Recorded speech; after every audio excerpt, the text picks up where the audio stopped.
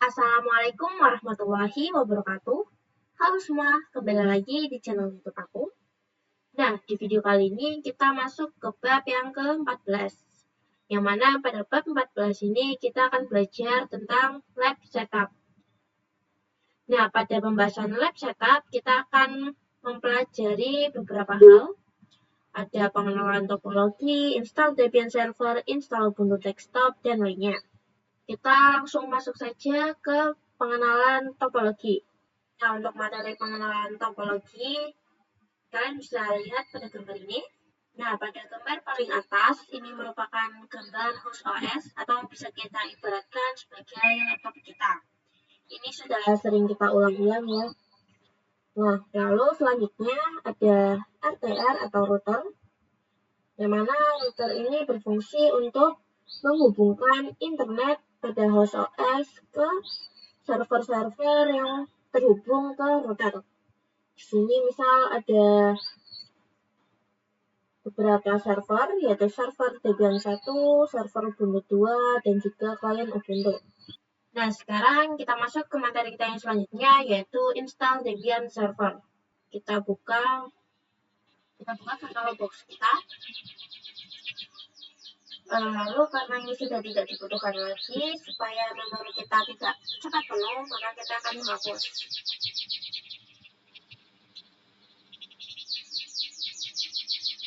Nah, di sini kita pilih yang delete all files supaya pada file juga terhapus. Jika kita hanya remove only, maka ini hanya akan menghapus yang berada di VirtualBox, tetapi filenya tidak ikut terhapus. Ya, mingkem sih. Nah, setelah itu kita akan membuat Debian servernya. Kita klik yang new, lalu namanya di sini misal kita akan menamainya RTR atau router Debian seperti ini. Lalu next. Lalu untuk memorinya sarankan jangan sampai melewati yang hijau supaya tidak lag. Lalu kita create. Kita default saja ya. Next. Create. Nah, setelah itu kita akan menambahkan file ISO-nya. Kita klik settings. Lalu storage, empty. Setelah itu kita masukkan filenya. Lalu kita oke. Setelah itu kita akan coba running.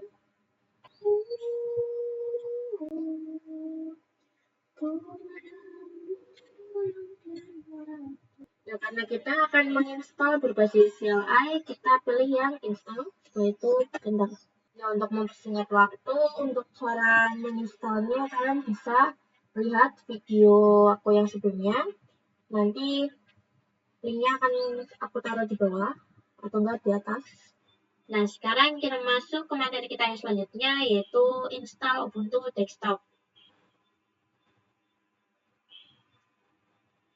Kita buka VirtualBox kita, setelah itu kita klik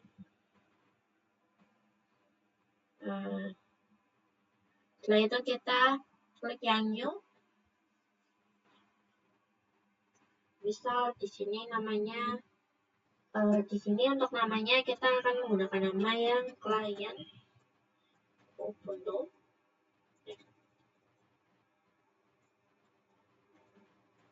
Seperti ini. Lalu enter. Setelah itu next, next, next lagi, next, create. Nah, setelah itu seperti biasa kita akan memasukkan file ISO-nya. Nah, karena yang kita install ini adalah Ubuntu desktop, maka kita akan menggunakan file ISO yang Ubuntu desktop.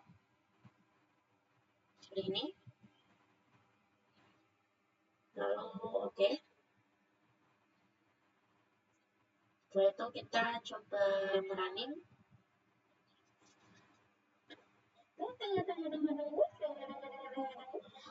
Nah, lalu setelah muncul seperti ini, kita klik yang install Ubuntu. Nah, lalu supaya lebih cepat, kita akan continue saja. Setelah itu kita install now. Nah, lalu jika keluar seperti ini, kita klik yang continue. Lalu untuk bagian ini, supaya lebih cepat, kita pakai yang default saja. Karena di sini saya defaultnya itu Jakarta, maka kita continue saja yang bagian Jakarta. Nah, lalu kita akan menuliskan nama kita. Untuk misal di sini saya akan menuliskan nama Keisha Priya seperti ini. Nah, lalu jika kita menuliskan nama, maka username-nya akan otomatis menyesuaikan dengan nama kita ya. Nah, tapi jika kalian ingin ganti juga nggak masalah. Tapi saya akan menggunakan default saja. Lalu untuk passwordnya, kita pakai password yang mudah saja, yang mudah diingat. Nah, sekarang kita sedang proses penginstalan. Kita harus sabar menunggu karena emang ini lama ya. Nah, sekarang penginstalannya sudah selesai. Kita coba login. Kita masukkan password yang tadi kita buat. Untuk bagian ini kita skip saja. Lalu next.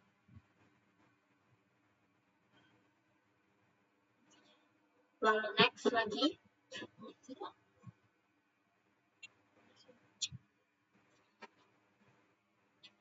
Lalu kita done. Nah, sekarang untuk desktopnya sudah bisa kita gunakan.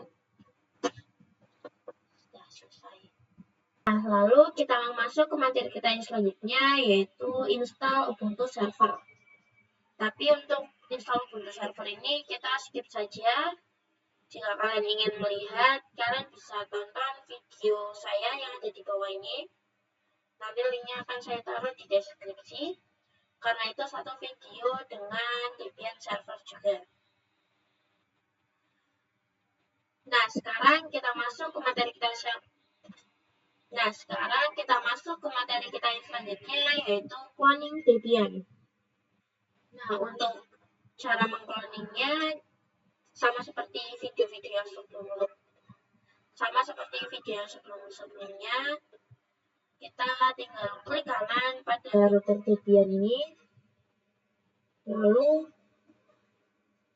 kita klik yang clone, atau untuk lebih mudahnya kalian bisa menggunakan shortcut dengan klik Ctrl+O.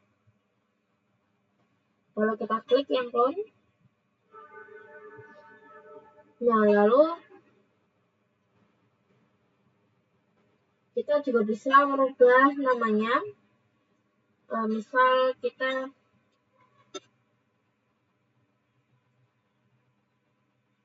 beri nama server clone seperti ini. Lalu next. Kita pilih yang full. Next. Tunggu sedang proses.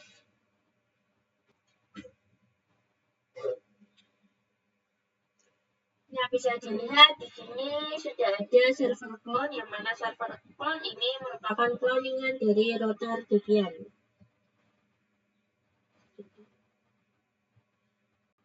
Nah, sekarang kita masuk ke materi kita yang selanjutnya, yaitu Snapshot VM.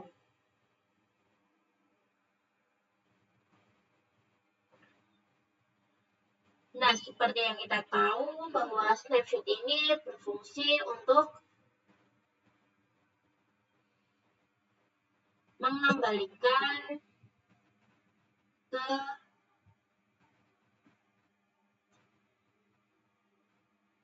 default jika virtual machine kita mengalami trouble. Jadi, jika kita melakukan konfigurasi, lalu konfigurasi tersebut error, maka kita bisa mengembalikan virtual machine kita ke semula. Jadi, akan kembali seperti sebelum kita melakukan konfigurasi yang terjadi error tersebut. Nah, lalu untuk caranya kita bisa klik yang strip 3 ini. Lalu kita klik yang snapshot. Lalu kita pilih yang take. Nah, untuk namanya bebas mau menggunakan apa saja. Misal di sini saya akan menggunakan nama default. Seperti ini. Lalu enter. Nah, karena sekarang kita sudah membuat snapshot, maka jika kita melakukan konfigurasi pada server clone, lalu konfigurasi tersebut terjadi error atau bermasalah, maka kita bisa menggunakan fitur snapshot ini untuk mengembalikan konfigurasi ke semula atau konfigurasi sebelum terjadi error. Nah, sekarang kita masuk ke materi kita yang selanjutnya, yaitu setup topology. Nah, di sini pada router kita akan klik settings. Setelah itu network. Nah, pada router di adapter 1 ini kita ganti menjadi host only. Tujuannya agar router ini mendapat koneksi internet dari laptop kita. Lalu untuk namanya kita sesuaikan dengan nama adapter yang berada di laptop kita. Selanjutnya untuk adapter 2, kita checklist dulu. Nah, yang adapternya kita ganti ke internal network. Tujuannya agar sesama VM itu bisa saling berkomunikasi. Lalu untuk namanya, misal saya akan menambahkan nama, ini misal server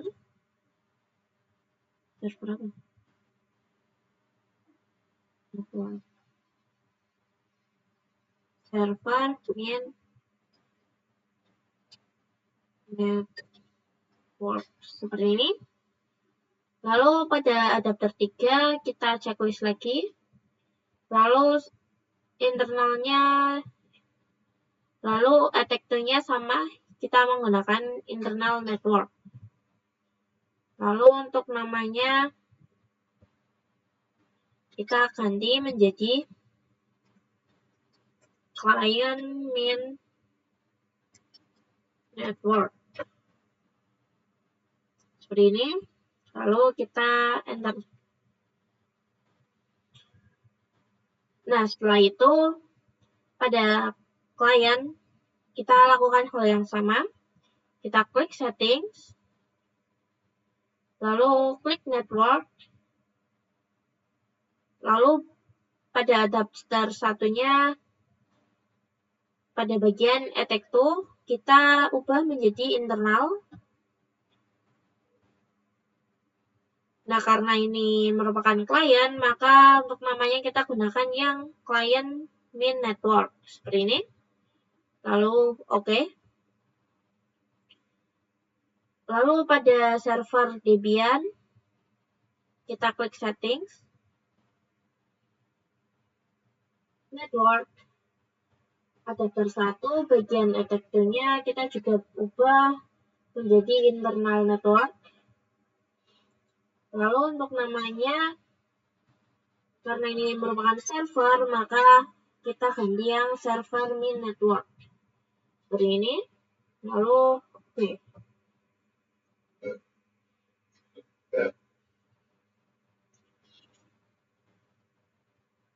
Lalu pada server Ubuntu juga sama ya. Settings.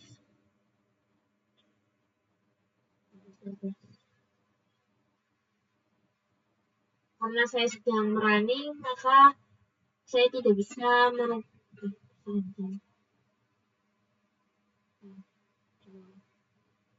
Kita coba klik yang internal. Lalu namanya kita juga menggunakan yang server. Kita gunakan yang server min network. Seperti ini. Lalu kita OK.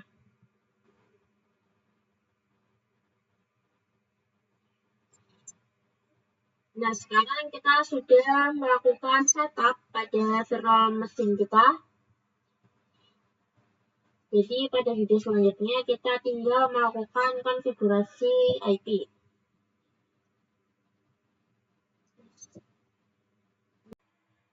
Nah, sekarang kita masuk ke materi kita yang terakhir, yaitu konfigurasi RAM VM.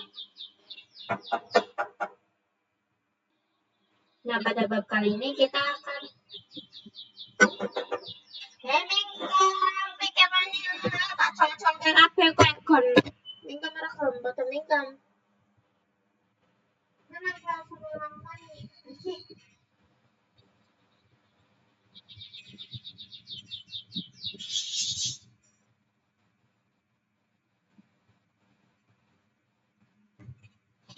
rumah kalau hewan berisik kali.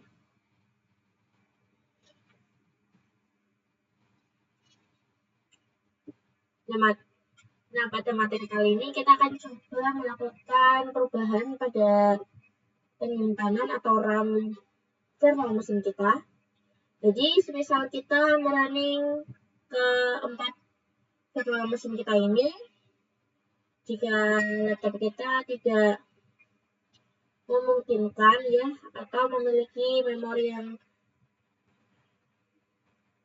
sedikit, itu akan mengalami blue screen. Nah, untuk menghindari hal tersebut, maka kita akan coba menurunkan atau merubah RAM yang sudah kita setting sebelumnya pada virtual machine kita. Nah, caranya mudah. Misal di sini kita contohkan saja pada router. Kalau kita klik settings, nah lalu pada sistem, ini base memorinya kalian bebas mau menggunakan berapa saja. Di sini saya menggunakan 1024.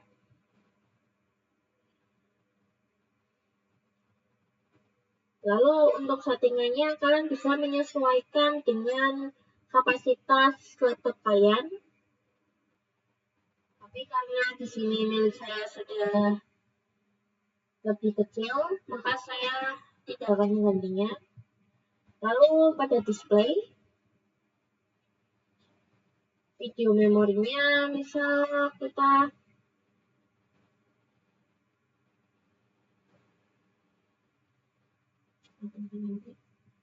jadi untuk laptop saya tuh jika semakin kanan maka memorinya akan semakin besar karena kita sudah pada 16 MB yang mana untuk laptop saya ini masih bisa menampung ya, jadi kita tidak usah ganti. Balik lagi kalian sesuaikan dengan kapasitas laptop kalian. Nah, mungkin untuk pembahasan pada bab kali ini kita akhiri sampai di sini. Kurang lebihnya mohon maaf. Wassalamualaikum warahmatullahi wabarakatuh.